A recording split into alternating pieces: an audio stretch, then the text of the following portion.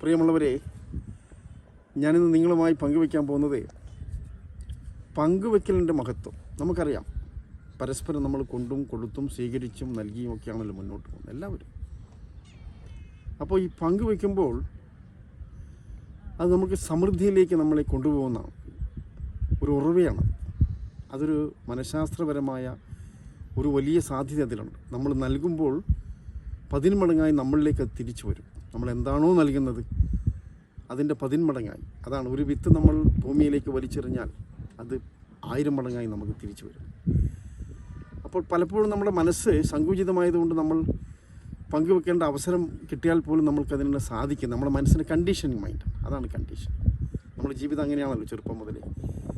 അപ്പോൾ നമുക്ക് ഈ ഹൃദയവിശാലത വരുമ്പോൾ നമുക്കൊന്നും തന്നെ കൈയടക്കി വെക്കാൻ സാധിക്കില്ല. എല്ലാം പങ്കുവയ്ക്കുക. അത് പണം മാത്രമല്ല, നമ്മുടെ സ്നേഹം, നമ്മുടെ അറിവ്, എല്ലാം നമുക്ക് പങ്കുവയ്ക്കാം. ഒരു പുഞ്ചിരി, ഒരാൾക്കൊരു സാന്ത്വനം, ഒരാൾ നമുക്ക് എന്താണോ നമുക്കുള്ളത് അത് നൽകാം. അത് നൽകുമ്പോൾ അത് വർദ്ധിച്ചുകൊണ്ടേയിരിക്കും. അത് പ്രകൃതിയുടെ ഒരു വലിയൊരു പ്രതിഭാസമാണ്, അത്ഭുതമാണ്. അതാണ് ലോ ഓഫ് അട്രാക്ഷനൊക്കെ പറയുന്നത്. നമ്മൾ നന്മ ചെയ്തുകൊണ്ടിരിക്കുമ്പോൾ നന്മകൾ നമ്മളിലേക്ക് അനുഗ്രഹ വർഷങ്ങൾ നമ്മളറിയാതെ, അതാണ് ദൈവാനുഗ്രഹം എന്നൊക്കെ പറയുന്നത്. നമ്മൾ സത്കർമ്മങ്ങൾ, സത്ചിന്ത ഇതൊക്കെ ചെയ്യുമ്പോൾ തീർച്ചയായിട്ടും ഈ പ്രപഞ്ചത്തിൽ നിന്ന് ഏതോ ഒരു മഹാശക്തി നമ്മളെല്ലാവരും അനുഗ്രഹിക്കുന്നുണ്ട്. അതിപ്പോൾ ഈശ്വര വിശ്വാസി ആവണമെന്നോ ഒന്നുമല്ല, നമ്മൾ നന്മകൾ ചെയ്യുക എന്നുള്ളതാണ്. നമ്മൾ പരോപകാരമാർത്ഥമിതം ശരീരം, അങ്ങനെയാണല്ലോ വ്യാസമഹർഷിയൊക്കെ പറഞ്ഞിട്ടുള്ളത്. മറ്റുള്ളവരെയും കൂടി പരിഗണിക്കണം.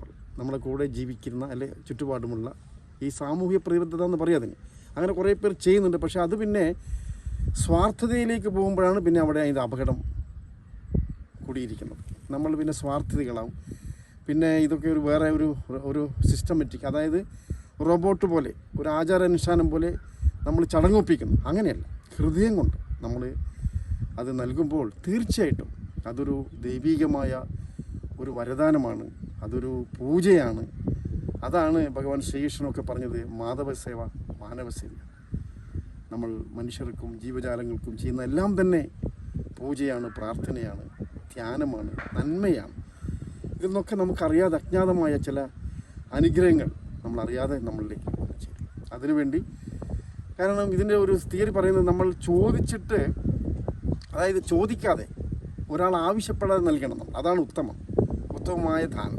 നമ്മൾ ഒരു വിശക്കുന്ന ഒരു മനുഷ്യനെ അവരിങ്ങോട്ട് ആവശ്യപ്പെടേണ്ട, നമ്മൾ അറിഞ്ഞുകൊണ്ട് അവരെ അങ്ങോട്ട് പോയി ക്ഷണിച്ചുകൊണ്ട് നമ്മൾ സഹായിക്കുന്നു. ഇത് ഉത്തമമാണ്. അവരൊന്നും ആവശ്യപ്പെടാതെ നമ്മൾ അങ്ങോട്ട് പോയിട്ട് അവരെ ക്ഷണിച്ച് സഹായിക്കും. അവർക്കൊരു സഹായം ആവശ്യമുണ്ടെന്ന് നമുക്കറിയാം, അത് ഉത്തമമാണ്. രണ്ടാമത്, നമ്മൾ ചോദിച്ചിട്ടും നൽകാതിരിക്കുന്നത് മധ്യമം. ചോദിച്ചിട്ട് നൽകുന്നത് മധ്യമം. നമ്മൾ ആവശ്യപ്പെട്ടുകൊണ്ട് നൽകുക, അതൊരു മധ്യമമാണ്.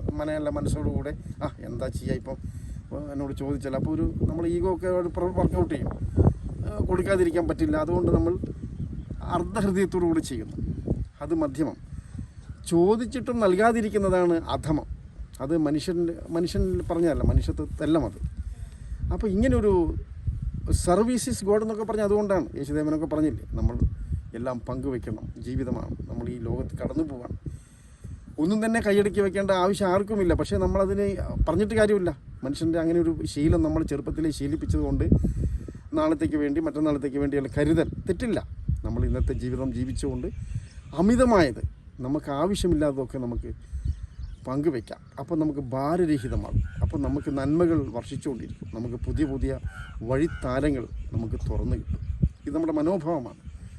അതായത് സമ്പന്നതയിൽ പങ്കുവെക്കുന്ന മറ്റൊരർത്ഥം, നമ്മൾക്ക് എന്താണോ ഇല്ലായ്മയിൽ പോലും അതാണ് കുചേലൻ്റെയൊക്കെ കഥ. ശ്രീകൃഷ്ണ ഭഗവാന് തൻ്റെ കയ്യിൽ ഒന്നുമില്ല, അവസാനം ഭിക്ഷയാദിച്ച അവിൽപ്പൊതി, അതാണ് ആ മഹാത്മാവിന് കൊണ്ട് നൽകുന്നത്. അതിൽ ഭഗവാൻ സംതൃപ്തനാണ്.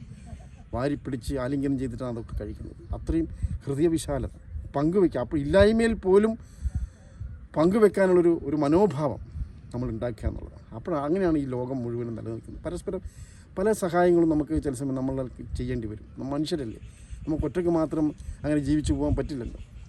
നമുക്ക് ചില സമയം രക്തം കൊടുക്കേണ്ടി വരും, കിഡ്നി കൊടുക്കേണ്ടി വരും, ഹാർട്ട്, ഇങ്ങനെ പലതും നമ്മൾ നൽകേണ്ടി വരും, നമ്മളെ വേണ്ടപ്പെട്ടവർക്ക്, പ്രിയപ്പെട്ടവർക്ക്. അങ്ങനെ അപ്പോൾ നൽകുവാനുള്ള മനസ്സ് നമുക്കെല്ലാവർക്കും ഉണ്ടാവണം, എല്ലാവർക്കും ഉണ്ടാവട്ടെ. അതിനുവേണ്ടി സമ്പൽ സമൃദ്ധിയോടുകൂടെ നിങ്ങൾക്ക് ജീവിക്കുവാൻ ഈ പ്രപഞ്ചം നിങ്ങളെ അനുഗ്രഹിക്കട്ടെ എന്ന് മാത്രം പറഞ്ഞുകൊണ്ട് നന്ദി, നമസ്കാരം. വീണ്ടും കാണാം.